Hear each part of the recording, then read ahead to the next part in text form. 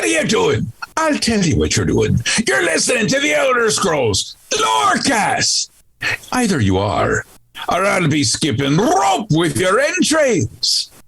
Ta-ta. This podcast is brought to you by our patrons at patreon.com/Elder Scrolls Lorecast. Robots Radio. Games. Lore. Stories. Community. Just press play.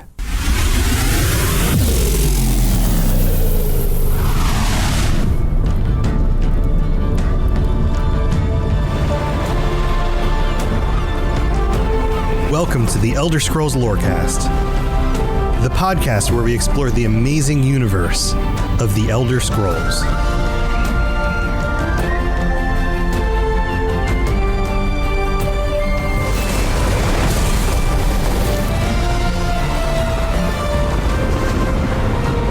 Adventurers! Welcome back to the Elder Scrolls Lorecast. I hope you are equipped with your favorite weapon of choice, man. This almost went really well, and then I started stumbling.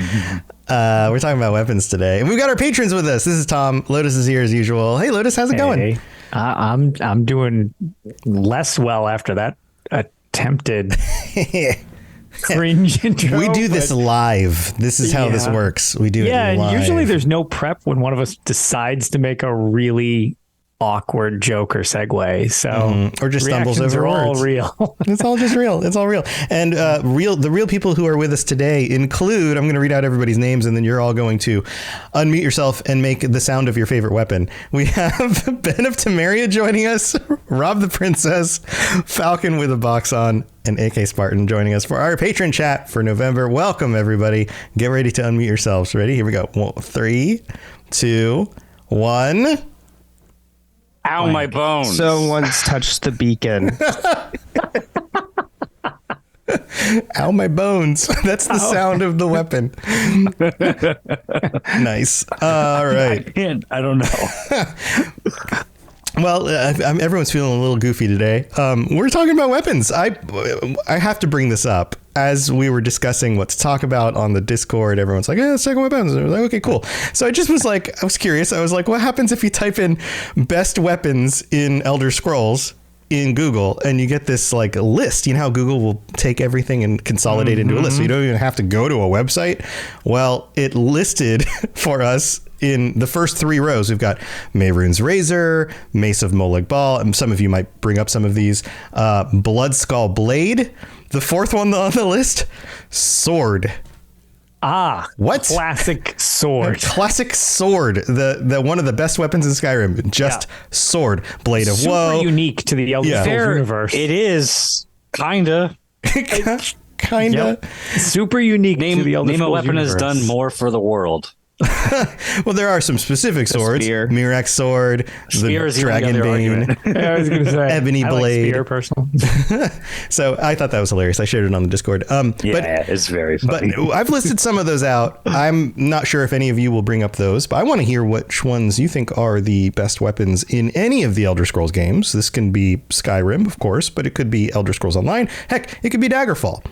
If you came across a real badass weapon in an old game, we'd like to hear about it. So who would like to start us off? Rob? Sure. You're currently unmuted. I thought maybe that was a sign. Yeah. My favorite weapon is the falling dagger from Daggerfall. Oh, so you are picking a Daggerfall weapon. No, I'm not. It was just a joke. I was like, there a dagger that no falls? way. Well, I was going to say, supposedly there's that myth of the hammer fell where it's like Volendrung, isn't that technically? Yeah, well, there's questions of Volendrung, but it was like it got its name when it fell from the sky and landed. I thought you were going to get all like weird and. So here's a perfect segue into my choice, which is a hammer. Okay, But just hammer. It's not that hammer. Well, I mean, it's the long hammer. Is that a euphemism? Is that something? Is that like a special name you use for something else? Captain Hammer status there. No, it is just the long hammer. It's a unique weapon in Skyrim. It's not a magical weapon by definition. Say, what is this? Skyrim long what this hammer. No, it's literally my favorite. Like, it's so great. I don't know what this is. Oh, yeah. Okay, yeah. Now that I see it. Yes. So it's technically like visually it's just like a style of like an orcish hammer, but it's a unique orcish hammer that you get in the Liar's Retreat or something. I think that's what it's called. Okay. Yep. Liar's Retreat. Near the corpse of its owner, Rod. RAHD. Not and in the not description another it says- euphemism, not like ROD. It even has a line about him. I can't remember what the line is, but it has like something about Rod using the hammer before he died.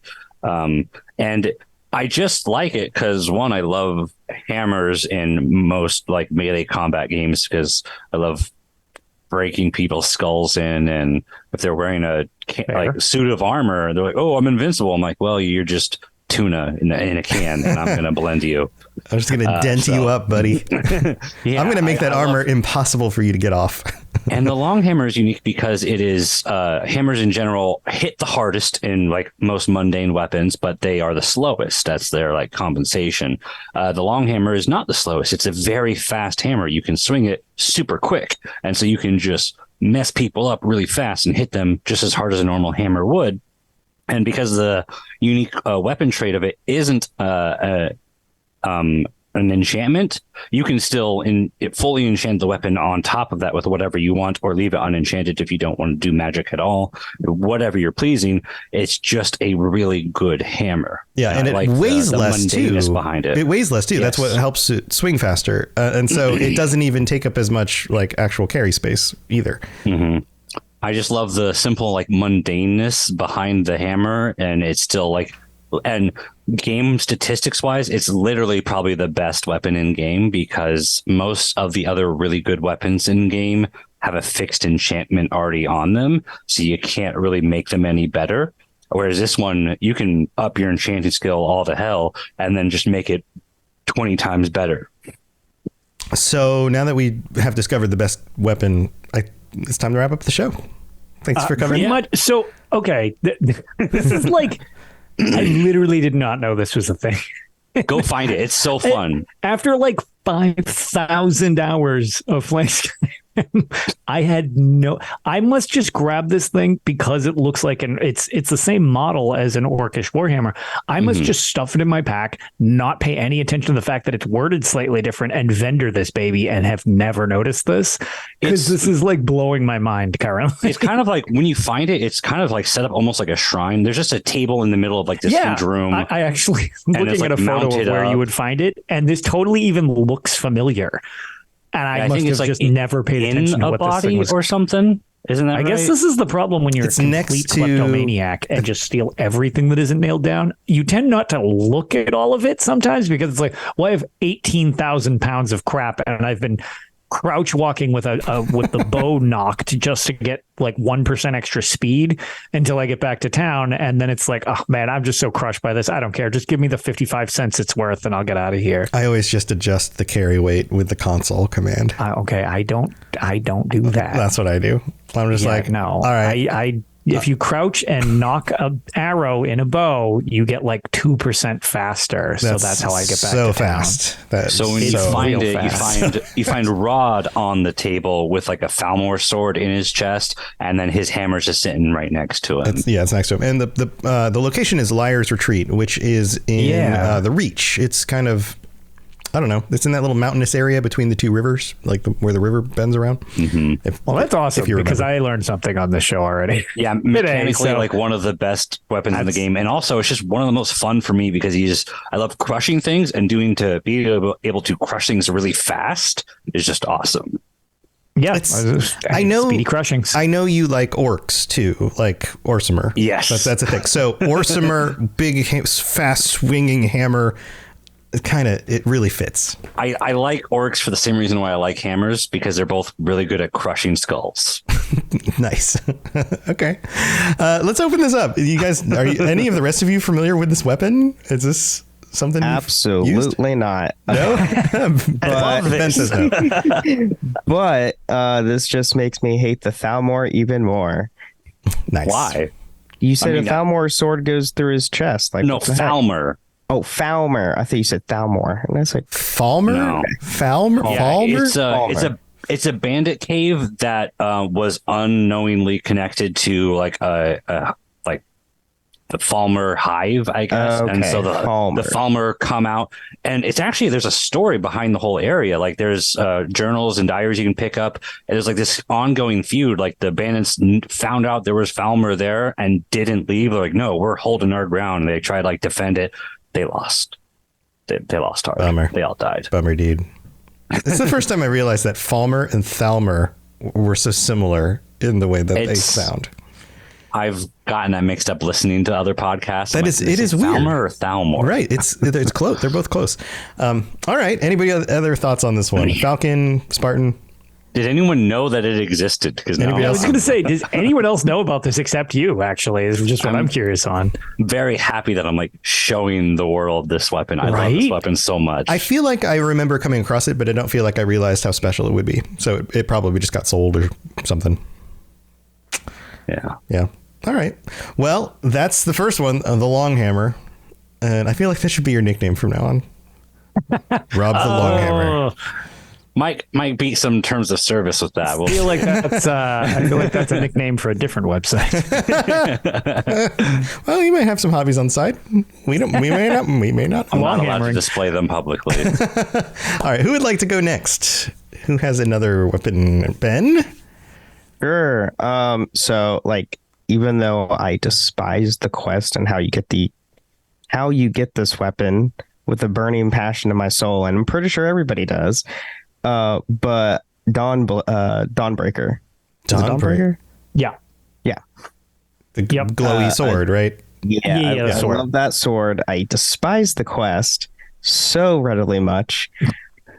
But like, it's like one of the most useful things to use in Skyrim, because you're constantly going into crypts, going against Draugr, and the thing literally wipes out Draugrs like no tomorrow. Yeah, I also love the design of the hilt. It's super unique looking. Very round. I always thought that was really cool. And I don't know, I guess since we're doing weird things like learning about Longhammer, do you guys know the glitch where you can get, it might have been patched at this point, where you can get two of them? I feel like you brought this up on the show before, but I think that's still in the game. Is it? It is. It's my favorite thing to do. Yeah, if you just shout it off the pedestal, it throws one against the wall, and then you can still take it out of the pedestal. So funny enough, I've never done the glitch. It was the Draugr that's did he yelled it off, and it duplicated. That's really funny. Yeah, it was an accident. Like, oh, there's two. Yeah, it's like, oh, sweet. Which dual wielding those things is ridiculous. There's a really funny meme about that, because it happens so often that like people made memes about that interaction, and it was actually a second reference to Dr. Horrible's sing-along blog movie. By the way, there's a scene from that movie where Neil Patrick Harris's character is like trying to hit on a girl. He's like, oh, weird. I ordered one smoothie, but they gave me two. And it replaces it with two Dawnbreakers. Wow. I didn't realize that was referencing Skyrim back when I saw that. I guess. Amazing. That's amazing. That's so cool. Ben, I love that. How do you feel about wielding a weapon of Meridia? Is that...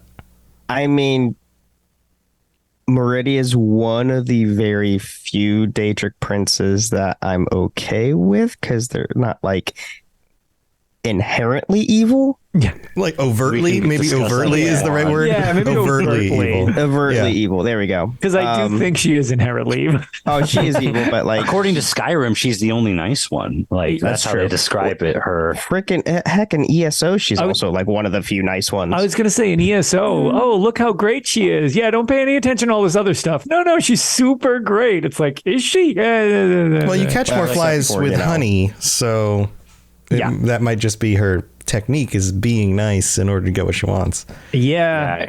She's like more pro enslavement than Molag Bal is in ESO. Yeah, it is funny that you say that, because it's something that's sort of overlooked, where it's like, she's not like, oh, I want to have a bunch of slaves so I can dominate them. It's, no, you have far too much free will. I'm just going to take that away real quick. And it's like, oh, wow, that's really messed up. Like, So does that give you any pause, Ben, about using a weapon of hers? Do you feel this is one of those things that, like, I especially playing through Skyrim back when it came out, and starting to understand the Daedra and the fact that they've imbued these weapons with power, there was a certain part of me that always felt like, okay, if I'm going to use this thing that some Daedra made, does that make me more likely to, I don't know, be somehow involved with the things that they're actually doing, or more likely to be like pulled into their plans? You know, like, I don't know, maybe it's like remnants of the thought of like wielding the One Ring in the Lord of the Rings. It's something like that, right? Like, is this going to corrupt me in some way? Is this going to be used against me, or am I going to be using it in ways that I think are good, but they're going to be turned against me? Like that kind of thing. You ever feel that way when using like Daedric weapons? No, because my soul is tied to Akatosh, so that I don't care. Okay. I like to treat that like case by case scenario, depending on how I want to role play that character. That's also like, true. Officially, there is not an answer, so it's like, well, just do whatever you feel like your character would feel like. Right. And I have characters that like specifically are sworn to kill all undead, and like, okay, well, they'll risk using a little bit of Daedric power via weapons in order to use that against undead, if that means, you know, the ends justify the means, but they're not going to then like straight up make a deal with a Daedra and sell their soul, because that's a difference. Right. I kind of feel like if I'm using the things that they put into the world, then it makes me more likely for them to come after me later and say something like, well, now that you've used my weapon to accomplish the things you want, you have to do this for me. You know, like that kind of thing. It's almost like I'm incentivizing into some sort of bargain without necessarily realizing it. Like it's going to be used against me. Like this power is not going to come for free. At some point, I'm going to have to pay the piper. And I know that doesn't necessarily play out in a lot of like the scenarios and the way the games work, but there's that feeling of like, yeah, there's that threat. Getting something for free. Like, at what point am I going to owe them back? And what's that going to mean? None of the weapons you get for free, you do have to do something for each Daedric Prince. I don't know. I guess we'd have to go through a whole list of them like, that you have to quest for them. Yeah, in order to right. get it. Right. I think that makes the bond stronger. Now, the only exception would be Hircine. Hircine owns your soul regardless because you become a were creature. So, kind of to that Nah, I point. just skip that. So, kind of to that point, like it's interesting because most of the time when you do whatever the Daedric artifact quest is, you as a side effect are kind of referred to as their champion. So, Right. like you kind of already like sealed some type of pact with them. But it is funny because, like, in the end, I mean, how much soul is there to really go around when you're walking around with 16 Daedric artifacts? And it's like, it's okay. Fine. You know what? You want my soul? Come and get it, and then just let them fight it out. that's the idea. That's the plot for the next Elder Scrolls game. Is that Which, like we think Prince The plot Rumble. for the I mean, I Magic have Gathering dragon souls they character. can take. it's like we think that it's going to be something, but the real plot is you do something for all the Daedric princes, and then they all try to cash in on your soul at the same time, and it creates conflict where they all have to fight each other in order to try to try to get your soul. Daedric Prince WWE SmackDown. Yeah. The third act is just storage wars. Man, that would I be mean, amazing. in Magic the Gathering, there's the character Liliana who has to deal with like 7 different demon princes chasing after her because she promised her soul to every single one of them. That's a pretty fun amazing. story. That's great. That's great. That's what I want to see. I want to see like conflict because of that. But like the Dawnbreaker also just looks really cool because, like, fun fact again, mechanically speaking, in Skyrim, the silver swords that you can just get from the silver hand, you can just like loot those off the dead body.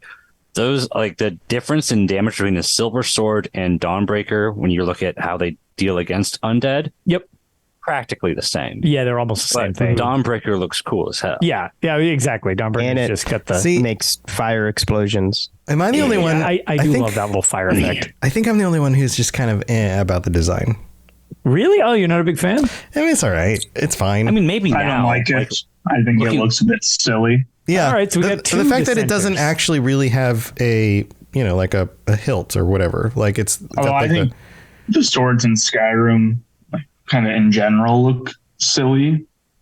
They're a bunch of whacking paddles. Not. I was gonna actual say like swords. too like unrealistic type of deal, or Yeah, they're just so fat and Yeah, they are kind And they're of just big boned. fat. Yeah, that's true. Yeah, they're big boned. That's it. Right. And the weights are weird because swords actually are pretty light. Like they need to be light for you to be able to swing them. Yeah. Everything's When it too shows, like, heavy. a 10-pound sword or a 12-pound Right. sword. I'm like, bro, I have a long sword right next to me. Yeah. This thing is like 3 pounds. Yeah. I was going to say, Yeah. that's what's so funny about it. It was like, dude, talking about a 10-pound sword, it's like, okay, so you have a sledgehammer. Right. That's Yeah. like- You can't. I mean, I you literally can't- have a 22 sledgehammer that I pound use in my war yard, hammer. and it's 20 pounds. It's like, that is not something you just twirl around. Right. You can't march into battle and be expected to fight, arm like face to face with other people Right. for any considerable amount of time with a weapon that weighs more than just a few pounds. Like you would wear I mean, yourself if out everyone real has fast. those massive weapons, it evens out, I guess. So Yeah, everybody guess gets every- swings and then blacks works in out until morning. universe. Yeah, every battle Yeah. lasts 5 minutes and then everyone's just like, oh God, my arms. Oh, Everyone's just built like a truck and has huge shoulders. yeah. Yep. Yeah. But no endurance. Maybe that's how World of Warcraft works and why everybody has such big shoulders. Oh, big shoulders. Everybody's just swinging those really big. All right. Yeah. All right. That's probably it. Okay. Any other thoughts on Dawnbreaker? Are we done talking about Dawnbreaker? Anybody else? I'm pro Silver Sword personally, but Dawnbreaker's still pretty cool. All right. I mean, I do like the glowing part. I do like the fact that it's like Yeah. glowy and fiery and like I that's feel like cool. if I compared Plus- its design today, I'd be like, it's kind of mid. But back then, like that was the coolest thing out there. Plus, it's really cool combo with Spellbreaker. The shield, yeah. It is. Wink. Wink. Combo. Lotus doesn't like that one at all. No, I don't like that one at all. Not at all. Spoilers, that's going to be mine. Is that a weapon? It is when you hit somebody in the face with it. I mean, I guess you can bash Respect that answer. Yep. 100%, yeah. Captain Yep, America. Bashing is totally part of it. Yeah. All right, cool. Well, let's take a quick break because we're about halfway through the show. We're going to go thank our patrons, and then we'll be right back to talk with Falcon and Spartan about their favorite weapons. So don't go anywhere. This is Hamis Morak, Dragonborn, and you are educating yourself to the Elder Scrolls Lorecast. All right, here we are. Sorry we missed last week. It was Thanksgiving night, which is when we normally record the show, and then everything was just busy. So Lotus and I was going weren't to able say, do trying it. to squeeze that episode in was really not happening amongst everything else. Yeah, things were very busy. So I apologize for missing a week. Hope everybody's doing well. And thank you to people who have signed up, to our new patron members. We have Belly Peritus. Peritus, I don't know how to pronounce that. Nikki R. Elithek. Elith. Oh, I think it's Eli the Cool Guy. Oh, I figured it out. It's like Leet speak. Eli the Cool Guy. Nailed it. And Pibman Jr., welcome to the Patreon. Hope you are enjoying the ad-free episodes or whatever else you're getting, depending on which tier you signed up for. Also, we have to shout out our Daedric Princes, Belli Peritus. Please let me know if I'm pronouncing this correctly, because I'm going to have to read your name multiple times if you stay at this tier. Kira C. and Shiogorth Sweetroll. These are our Daedric Princes. They get shout outs every week. Thank you so much. And to all 122 of our current patrons, holy moly, thank you for your support. And Lotus, we're getting close to the end of the year. We're getting close to... We are. We're actually only about 2.5 months away from entering year 6 of the podcast, which is crazy to think about. So that's coming up. Yeah, lots of crazy stuff. Mind blowing. Yeah, mind blowing. And we do have a new review that came in. Just a reminder, if you leave a 5-star review on Apple Podcasts, we'll read it out on a future episode of the show. This one comes from Ostentaneous 95. I nailed that one. From the United States, he writes, Jigalag is free. Now, everyone let me know what you think about this. It's been a couple months since I started listening, and I have to say deep dives into fantasy and video game lore are what I live for, and you guys do a great job of making it engaging and entertaining. Well, thank you very much. I'm glad. Also, I have been waiting 266 episodes for this. The hero of Kvatch broke Jigalag's Daedric curse. That's my story, and I'm sticking to it. Elder Scrolls 6 plot teaming up with the other princes to stop a Grey March on all the realms of Oblivion and Mundus. What? Ooh. What do you think about that?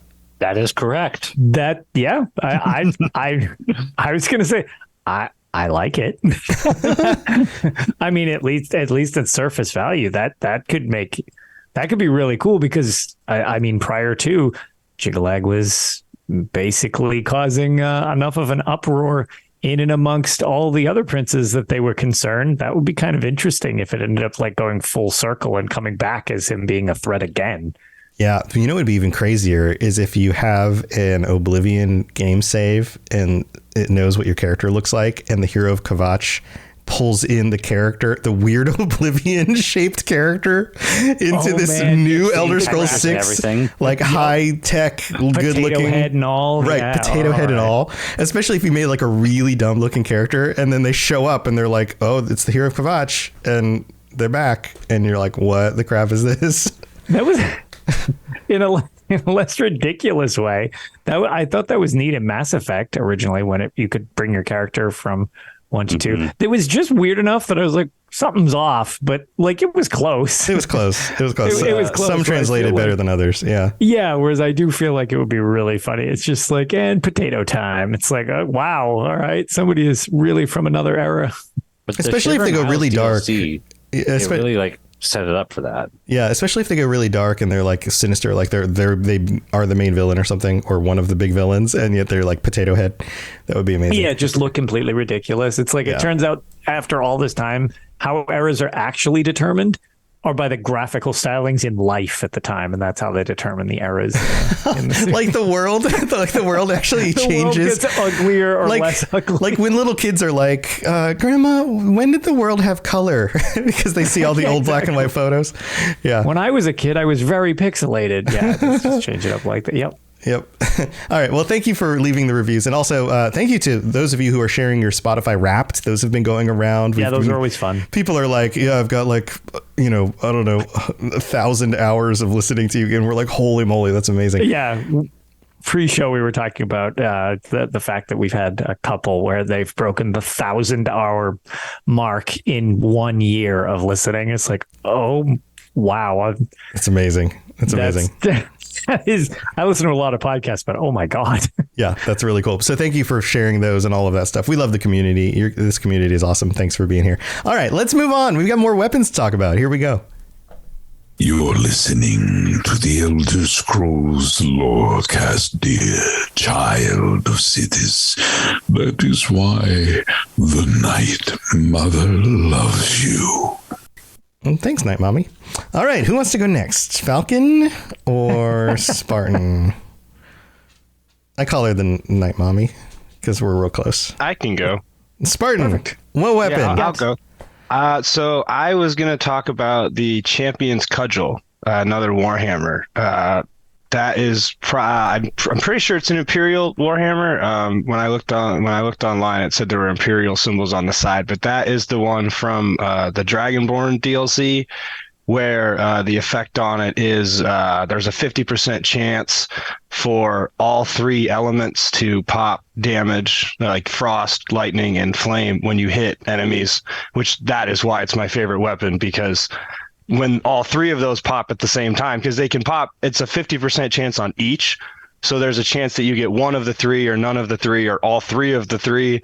And when you get all 3 of the 3, I mean, it's very fun. I mean, it's a giant explosion of elemental damage coming out of a Warhammer. So that's my favorite weapon for sure. If I remember how to do math right, then that means that there's a 1 in 8 chance, I think, of all 3 popping at the same time. I don't know. Which is good enough for me. Does it work that way?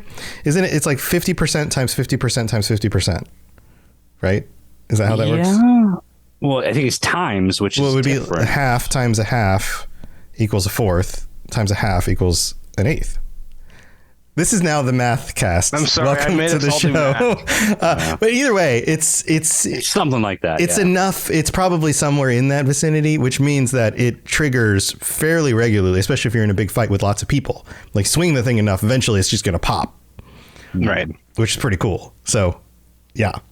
I also like that because you get it from the I think it's called the March of the Dead. Yeah, March of the Dead questline, which is like it starts in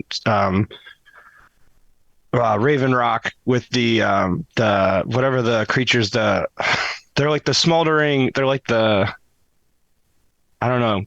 They look like Draugr kind of, but they're like the Yeah, but they're smoldering. little, like magma creatures. Yeah, they're like the magma guys that are only on Solstheim. Ash spawn. And you, Ash Spawn, thank you. yes, There it is. yes. I'm like, no, that's thank you. spacing on their name. Thank you. No, I was not going to remember that. But when you have to investigate like where the Ash Spawn are coming from, at the end of that quest line, you fight an old general and you get the Warhammer, and I think that quest line's cool too. So that's why I like it too. Yeah, that's cool. So the base damage is 24, plus it can do 25 points of all 3 of those elements. So if all 3 of those elements proc, that's 75 damage plus 24. That's 99 damage on just one hit that can do. I also just really like the design of this thing. I re-looked it up and I was like, oh yeah, I remember this. Yeah, the design of that thing, I just think it has a really cool like style to it. It looks like it's real good for opening cans and then like tenderizing meat. And like it's a meat tenderizer. Really making sure that nail is in the door. Yeah. I don't even remember how it looks. It's just my favorite weapon to disenchant. It's is it? Oh yeah, because I was gonna say because you can pull the enchantments off it, right? Yeah. It's when I was talking back about how I like long hammers because you can still also enchant it. Yeah, take the chaos enchant off it. This is my favorite enchantment to put on the long hammer. Interesting. So. Wow. So combo them. Interesting. Mm-hmm. But the front of it like has that big. It's like a kind of a rectangular flat surface with the little bumps, which makes it look like a meat. It's like a meat tenderizer. Yeah, it's like a meat tenderizer. Also, speaking about weights, this thing weighs 27. 27 those are pounds. That's what I mean. Like, try to swing that thing. I hope you hit the first time because it's going to take you a couple seconds to lift it back up. Yeah, that's like trying to done for the rest of the day. Yeah, that's like trying to swing a kindergartner at somebody, right? Like, yeah, I suppose that could over and over again. Kindergartner as a weapon. Sure. Don't pick up children and swing them as weapons. Please don't do that. Efficient as we're displaying right now. As a gauge, actually. Boots, my dog, weighs less than this hammer. So like I could literally use her as a weapon and it would be easier to swing than not that I would swing her around, but also she's very fluffy, so I don't really think that would do anything except maybe put people to sleep. It'd be very soft. Yeah, it's like you just got to point the teeth at the end. Yeah, exactly. Damage. But that's but yeah, that's what 27 pounds. Good Lord. Yeah, that's pretty heavy. No, that's really cool though. Spartan, do you have any other thoughts on this? No, I just think it's fun, especially when it all pops at the same time. Because then, I mean, there's not much that stays standing in the way of that when you get all 3 of those plus the base damage. Yeah, makes sense. Anybody else? Any other thoughts on this one? It does look cool. I looked up what it looks like, and that's a pretty cool looking hammer. Yeah, it is pretty cool. I really like the cool design of that thing. Yep. All right, Falcon. Looks like you're up. What's your weapon? Gloves of the pugilist. Pugilism is punching. Pugilism means punch. Yes. You get off of Gain the Fist and Ratway. Yes. Yep. Unarmed runs are maybe my favorite because you just don't see those animations ever because no one uses unarmed. So it's fun to see the Dragonborn just pull like a WWE move on someone. And I was going to describe it the exact same way, especially when they do it to like a dragon. You can like put the dragon in a chokehold and then it's so cool. Just like body slam the dragon. Yep.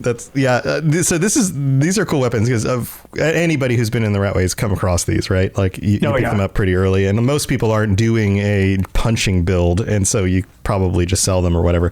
But they still weigh 2 pounds. These are pretty heavy gloves. Pretty heavy glove. Well, the thing so I don't sell them. Actually, this is one of the few things I do hang on to because if I play the difficulties kind of erratically type of thing. I kind of, as I level up, I like to just keep cranking the difficulty so that it stays somewhat competitive for a while until it's just like, okay, now nothing stops my character. But whenever you have like a bar fight related thing, if I know it's coming, I always like to have these with me because it's just like way easier to do any of that, especially if you're on like master or legendary difficulty. These make a world of difference. Yeah, otherwise you're just sitting there for like a literal 5 minutes healing yourself in a brawl. Yes. Punch, run, heal, punch, run, heal, punch. Yeah, these streamline that quite a bit. And you can disenchant these and disenchant it further on another pair of gloves. I was about to say, I very rarely do keep the actual item. I usually disenchant it because the heavy armor perk tied to doing unarmed damage does not apply to these. Because I think it's hide, so it's light armor. Yeah, they're light armor. Yeah. So I disenchant it and then throw it on like whatever my heavy armor at the time is. That's smart. That makes sense because then you can go heavy armor, punchy build. Stacks, and you're doing like 45 unarmed damage. And if you have a better enchanting skill, then that extra 10 points of damage goes up to like an extra 30 points of damage, depending on your enchanting skill. Yeah, and then you're basically hitting like a truck at that point. It just gets ridiculous. And then with the anniversary edition, didn't they add gloves with like spikes on them? Yes, they did. To make it look cooler. Oh, that's cool. I didn't actually know that. Yeah, these are cool. It's one of those, you come across certain weapons on playthroughs more often than other weapons, depending on where you're going. The Rat Way is kind of a common thing to do because of the Thieves Guild and all of that. So you come across these a lot, but they're not one of those weapons that I think about very often. It's just like, oh yeah, these are here. Yeah. And that's fine. But yeah, absolutely. That ends up being some of the most useful things. Oftentimes it's just like, oh yeah, it's just standard useful, but it's not like flashy, so it doesn't come to mind first. Like, right. I probably would have chosen this as my favorite if I had remembered. I forgot about them because they are kind of forgettable. But they totally are. They're just kind of useful to have. And they're also not like, I guess, technically a weapon. They are armor. Same argument that Lotus made with a Spellbreaker, though. Right. It's like, you can make most things into a weapon if you try hard enough. It's a weapon. That's Lotus's mantra. Watch out. Don't even give him a glass of milk. Everything's a weapon. That's generally just my mantra through life, regardless of the scenario. Show you a milk drinker. He's like the John Wick of the Elder Scrolls community. Like, he killed him with a pencil. The other thing about these is because they are so mundane, they just look like these leather gauntlets, right? They're just gloves. They're not even gauntlets. They're just gloves. What would be amazing is if they glowed or did something stupid. I'm sure there's a mod out there that does that, but it's kind of a fun idea if you're punching somebody in the face to also be blinding them with your fists while punching them in the face. Yeah. All right. I could go with that. Yeah. All right. Okay. So ballistic fist. Yeah. So this is a good one, Falcon. Any other thoughts on this from anybody? I just love blunt, damaging weapons. The animations tied to them are so much more like entertaining. Like swords and axes are cool, but you're cutting your enemies open, you're stabbing them to death. I'd rather just beat them down. That's why I like the hammers. And the unarmed fist is just yes. I want to crush my enemies. I love it. Skyrim Batman. Mm-hmm. Mm-hmm. Yep. Yeah. He's not actually killing anyone. He's just hurting them. They just go to sleep. Sure. Yeah, they just they're go just to sleep. sleeping. Yeah, that guy that just dropped off the building, that Batman didn't kill him. Have you seen that College Humor skit where Batman just thinks they're always going to sleep? Like, what are you talking about? They're just sleeping. They're just sleeping. There's a batarang in his head. So Lotus, are we talking about a shield? Is that where you're going? Yeah. So my favorite weapon, because it's funny. Honestly, it didn't even cross my mind that wouldn't be considered a weapon because it's like a holdable thing that I consider like part of it. But yeah, I guess theoretically, like it's also outside bashing. It's much more of a defensive thing, but I guess that's kind of par and parcel with my play style anyways. But yeah, Spellbreaker is definitely like, I would say my favorite weapon. If you consider a shield a weapon, which I do. Just because other than the aesthetic itself looking really cool and pretty weird, like it's almost like, yeah, okay, it's got the Dwemer aesthetic thing to it, but it really almost doesn't fit the aesthetic to a lot of the game. It's weird. Like it sort of looks like a satellite dish and has for quite some time. And it's always looked weird, no matter what rendition of it you get in any game, it always sort of looks pseudo-spacey. I would describe it as ugly. Ugly is a wrong way of explaining it, but don't get in a fight with Lotus. He'll kill you with whatever's nearby. But yeah, no, I just love that thing. I think it's really unique, and I never really don't find it to be useful because, again, being able to just essentially absorb anything people are throwing at you to a degree, and it changes based on game to an extent. I really like the fact that it kind of just like nullifies people trying to use magic against me so that I can just cleave them up. That makes it way more fun. The only negative to it is the ridiculous dialogue that is now associated with it from the Dungeon Scale Caller's Peak from ESO, because my shield. Yeah. So that was notoriously one of the hardest dungeons in ESO for quite some time. Years ago now. I mean, you've kind of outpowered it. But that dungeon is sort of a fan favorite. Everybody likes that dungeon. And it's very Peryite based, which is interesting because Peryite largely sucks. So having a really cool weapon is a huge plus. But yeah, the dialogue from the person who has it, she's a former dragon priest. Her voice is insufferable, and she's throwing the shield around the field and stuff like that. And it's just, feel Spellbreaker's might. It's like, all right, shut, no more speaky. Like, we can't be doing this. Like, that is rough. So that puts a bit of a damper on the mystique of my favorite weapon.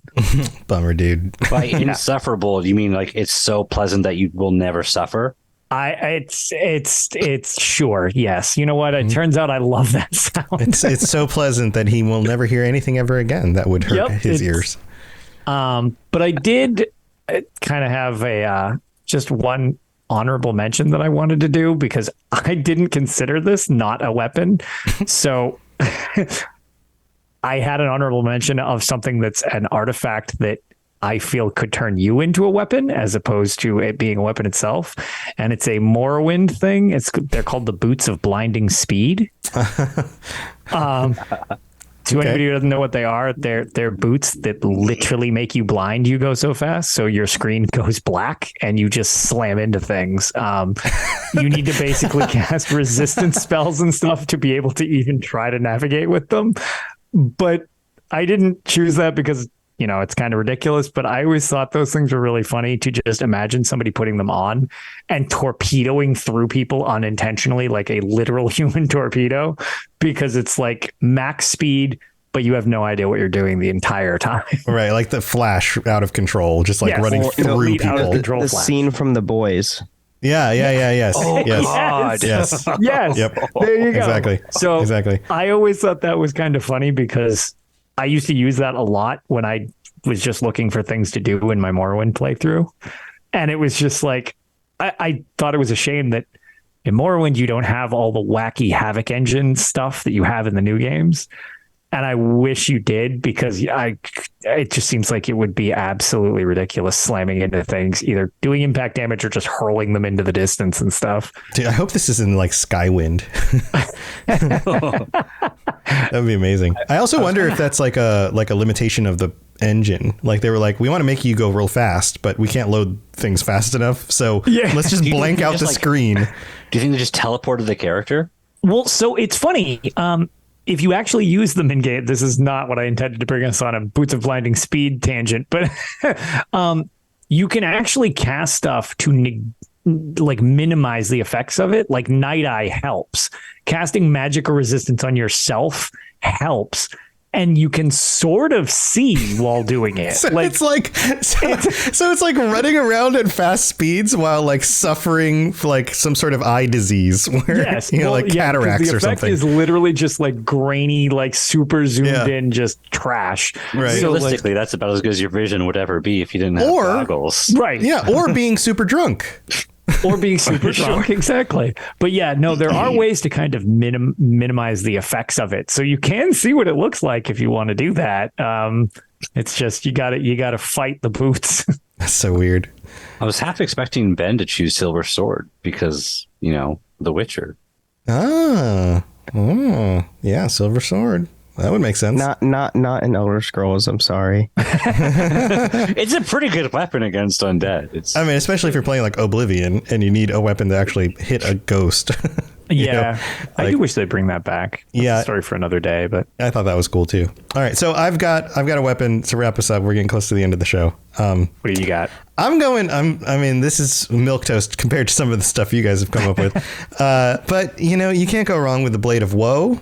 Especially when you're being sneaky stabby. Say, if you say number 4 sword, I'm not number 4 sword. Can't go wrong with sword. Google lists it specifically. Google lists it as one of the best weapons in Skyrim. It's 4th on the list. And you know what? I agree. Sword. I mean, you get one right at the beginning of the game. It's with me always. No, to be fair, the Blade of Woe is actually really cool. So yeah, I can understand why I can understand why you would pick it. I mean, I like Dark Brotherhood stuff. I like sneaky stuff. Yep. I like the sneaky stabby stuff, and the fact that it just sucks people's health out of them into you. It's pretty cool. I mean, you can literally cut them with all that edge. Cut them with all that edge. The design, though, is also very unique. Yes, it is. It's cool looking. Interesting. One of the things that I always find kind of strange with the Blade of Woe. What do you think about Mehrunes Razor? I always find those very similar, like in aesthetic. That's type the of dual thing. wield build. That's the dual wield build. Yeah. So the difference is Mehrunes Razor hits have a small chance to instantly kill. Yeah. No. Which is nice. Yeah. It immediately sends their soul to oblivion. So it's just that's more offensive, and then absorbing 10 points of health is more defensive. It's much more defensive. Having both also totally siphoning their life essence. So lore wise, they're very similar. One's trapping your soul, the other one's siphoning their life essence. Right. And going back to every time we talk about these things, I try to remember the first time I played through and what was my feeling about these things. Like coming across Mehrunes Razor in Skyrim, having already played Oblivion, gives me a bit of the. I mean, it's silly to say that this gives me the heebie-jeebies, but the Blade of Woe doesn't for some reason. But there's something about that's a Mehrunes Dagon thing. I'm gonna hard pass on that. Oh, okay. That's a different direction than I. But Dark Brotherhood, Sithis, whatever. It's sure, fine. cool, Okay. creepy. When you said That's that fine. gave you the heebie-jeebies, I brought it up because again, I find them kind of related. They're not the same thing, obviously, but related. I won't use Mehrunes Razor, not because of lore reasons, but because one of the times I was using it, the thing had a % chance to reflect, and I sent myself to oblivion and just immediately died. Game over. Nice. Which is an effect I did not know could happen until it happened to me, and I was like, well, F that. I ain't using this thing anymore. What if somebody has reflect? Wow. Yeah, no, that totally makes sense. Okay, so one last thing before we wrap this up. How much do you think each of these things weigh? How much do you think, without looking, don't look it up. Oh, boy. How much daggers? How much does the Blade of Woe weigh? 7 pounds. I'm going to say 3. I feel like daggers were 2 or 3. 4.5. Okay, so 8. 2.5. Ben is right. The Blade of Woe is 7 pounds. How much do you think? How do you think? How much do you think? Can you imagine a 7-pound dagger? How much do you think Mehrunes Razor weighs? Probably 10. 4.5. Yeah, I was going to say 2. 4.5. I'm going to just say the same answer I said a second ago with Ben, because Ben was right. 3 pounds. What? Close. Okay. Yeah, the whole weight thing is just so random. Wow. Okay. Yeah. Looks Which like one? all that extra weight is stored in oblivion. Which one do you think does more base damage This is without enchantments or anything else going on? Blade of Blade of Woe, isn't it? Woe. Yeah, I think the Blade of Woe would, because I think the gimmick to Mehrunes Razor is the fact that it's fine, but it can one-shot. Okay, so how much do you think they do? Number-wise? Yeah. Blade of Woe, I think, is what I think 9 and 10? 4. Oh, wait, no, base damage is probably less than 10, because I think a sword is 10. Yeah, I'd say... I want to say 9 is Blade of Woe. I would go with 8, unless it's ESO, in which it's whatever my it's a opponent is, magic because weapon, it auto so kills them. It might be above a base sword because it's a magic dagger. No, I'm going to stick with 8. I'm going to go 10. All right, 15. nobody got it. Falcon overshoots. 12. Blade of Woe does 12 damage. Okay. Mehrunes Razor does Price is Right 11. rules, I win. It's 11. They're only one off. Wow, I'm surprised. I would have figured Mehrunes Razor was much lower because of that ridiculous enchant. Right. Extra pounds don't do anything. Yeah, the extra pounds. all that extra weight doesn't amount to much. It's wild to me that the dagger weighs 7 pounds when this longsword is like 2.5 pounds. Yeah. Right. Isn't that crazy? I mean, it never says pounds. Oh, yeah. Right. To be fair. That is true. And if it's based on, I guess, you know what, maybe we're taking this out of context to Falcon's point. Is it kilos? If you look at, it just says weight and then it's a number. And if you look at the weight in the Oblivion, like book, the inventory screen that looks like paper, they're little feathers. So maybe they're that many feathers. Yeah, maybe that's how many feathers there super are. light. Maybe. It's 20 feathers instead. Maybe. I wonder if there's something we know in the real world an actual weight for that we can use as like a grounding point. I mean, then the average extrapolate. longsword weighs about 2.5 to 3 pounds. Right, but assuming that it's not the weapons, like what if there's just like I don't know, an ingot of iron, and an ingot of iron has a standard size and a standard weight, something like that, right? And then we could use that as like the weight. But then you got to be like, okay, well, what if their standards are different? Right. Well, I was going to say, because we all agree on units in this world. So or something as simple as like, I don't know, maybe we have the weight of a horse. Cabbage. And then we can say like the average weight of a horse or an average cabbage. Like you could probably take something that's don't they have height and weight of people? So you could like, okay, well, this person who's like 5'10", so weighs this much, so this should be right. The average, male 5'10", human male weighs about this much. I think like Daggerfall and like some of the older games used to have stats like that. They don't anymore. Yeah. Sure. Well, this is oppressively heavy in Daggerfall. Well, this is a wonderful question. Anybody who's listening and wants to dig into this more. Everything's oppressive in Daggerfall. Not wrong. Well, let us know. Let us know if you have any more insight into the weight system. That's a fascinating side thing. It's like, maybe everything's super heavy, and it's like, no, it's talking like, it's 22 petals. Like it's not actually that heavy. What are you talking about? It's like, whoops. I feel like this is like a potential really big like sleeper hit YouTube video, like the kind of thing you put out there. Things weigh. Right. Like you do a nice little 20-minute video of like a deep investigation of weights in Skyrim, and somehow and measurements in Tamriel. People just find it for years, and then there's like a million views. This is definitely written in uncertainty episode. Right? Maybe. I was gonna say, a dissertation. Yeah. Well, I guess we'll find out. But we got to wrap it up. Thank you for joining me, everybody. Thank you, chat, for being here. Let's go back through, everybody. Please feel free to share whatever thing you got going on, or say, hey, cool, thanks for being here, or whatever. Let's start with Ben. We're going through the list. Ben, you've got shows. I do. I have too many shows. So yes, you can find me on the Robots Radio Network with the shows that I host: the Holocron Histories for Star Wars, Final Fantasy, the Final Fantasy Lorecast, the Wizarding World Lorecast, and the Witcher Lorecast. So many shows. And you can also find me on Twitch at Benetamaria as well, where I am trying to get affiliated, and I am like so close. So close. You'll get there soon. Remember the soon meme? Yep. Soon. That's one of my favorite all-time memes of like just peeking over something. Soon. I had a friend who I didn't talk to for years, and she just tried to like reignite our friendship by sending me those memes out of nowhere without any context. That one, and the all the things meme. The all the things. Oh yes. That one? Man, these are old memes. Those are real. We're turning to dust at the end of this episode. Bring up all these. We're 500 years old. We've been podcasting for centuries at this point. Rob, what do you got going on? Anything? No. Just playing Baldur's Gate. Thought before it though. I was like, I feel like I have like a lot going on, but no, I'm.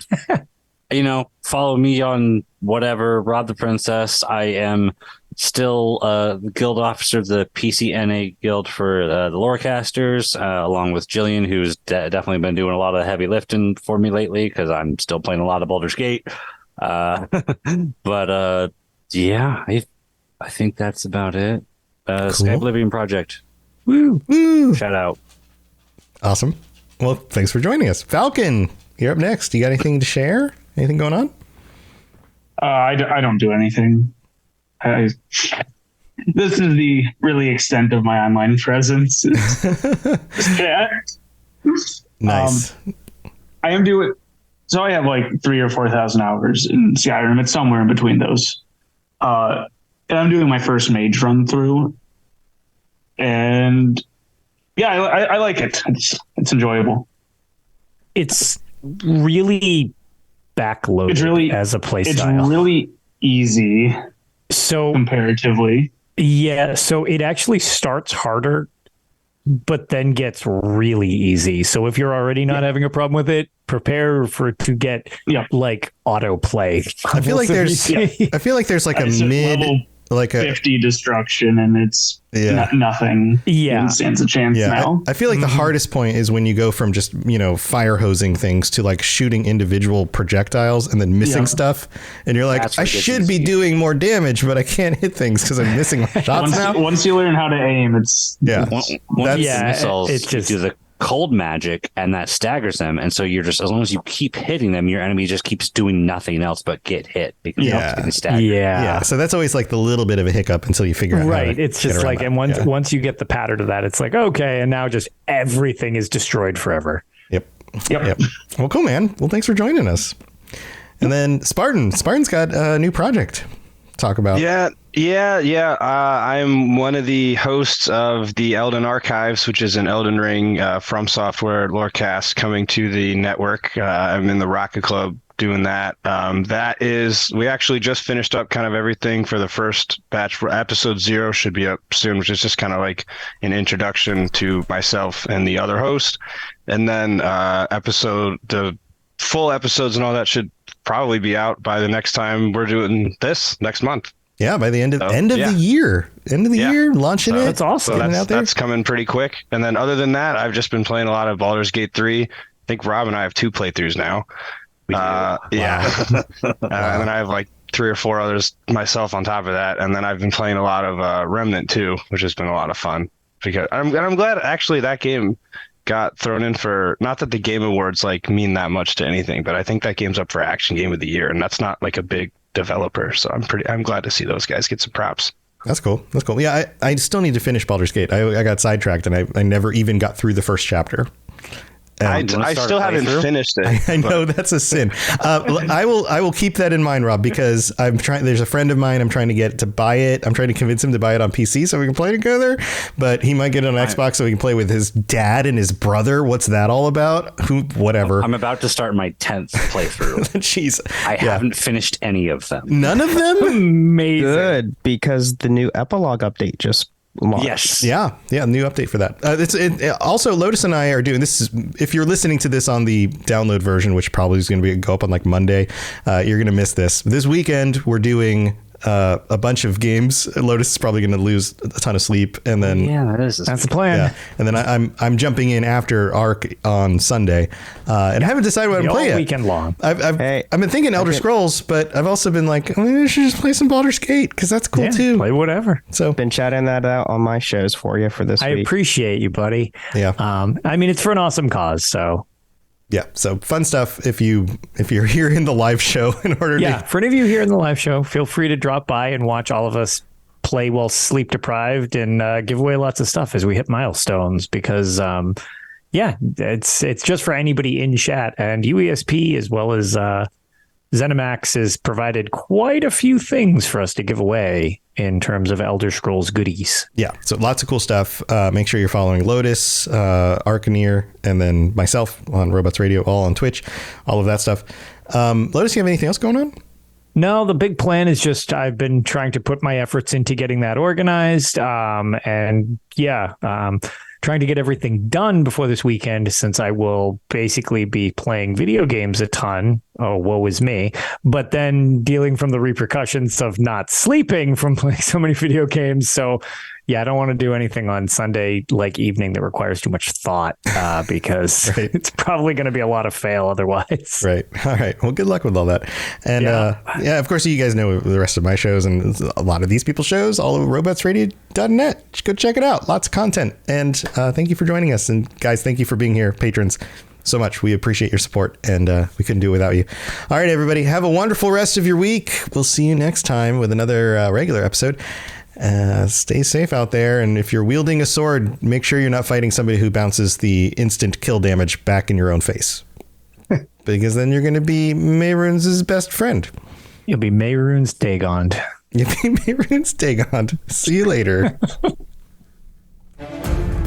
Thanks for joining us. We'd love to hear from you. You can reach me on Twitter at robots_radio or Lotus of Doom at Lotus of Doom.